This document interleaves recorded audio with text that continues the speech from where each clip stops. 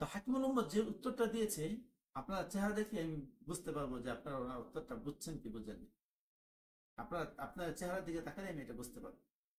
হাকিমুল উম্মত ওনাকে উত্তর দিয়েছে যে আল্লাহ তাআলা বিবাহ ছাড়া সন্তান দিতে পারে, কিন্তু আল্লাহ তাআলা যদি তোমাকে বিবাহ ছাড়া সন্তান দেন, তাহলে তোমার কষ্টটা বেশি হয়ে যাবে।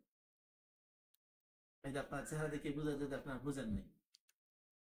মানে মানে হলো যে যেহেতু তোমার স্ত্রী নাই,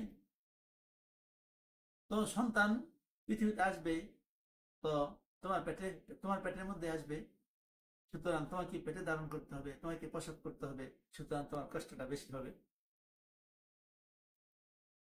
তো ওই লোক নিয়ত করেছে, টার্গেট ঠিক করেছে, তার সন্তান প্রয়োজন, কিন্তু সে টার্গেট অনুপাতে চেষ্টা করেনি, সুতরাং সে সফল হয়নি। তো যে কোনো বিষয়ে আমরা সফল হতে হলে আমাদেরকে এই তিনটা বিষয় ঠিক করতে হবে। টার্গেট ঠিক করতে হবে, চেষ্টা করতে হবে, এবং পদ্ধতি, সঠিক পদ্ধতি অবলম্বন করতে হবে। কথা ঠিক কিনা?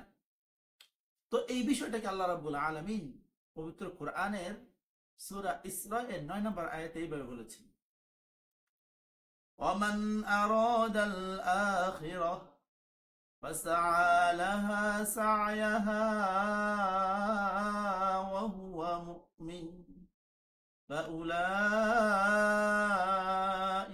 কানা সা'য়ুহুম মাশকুরা।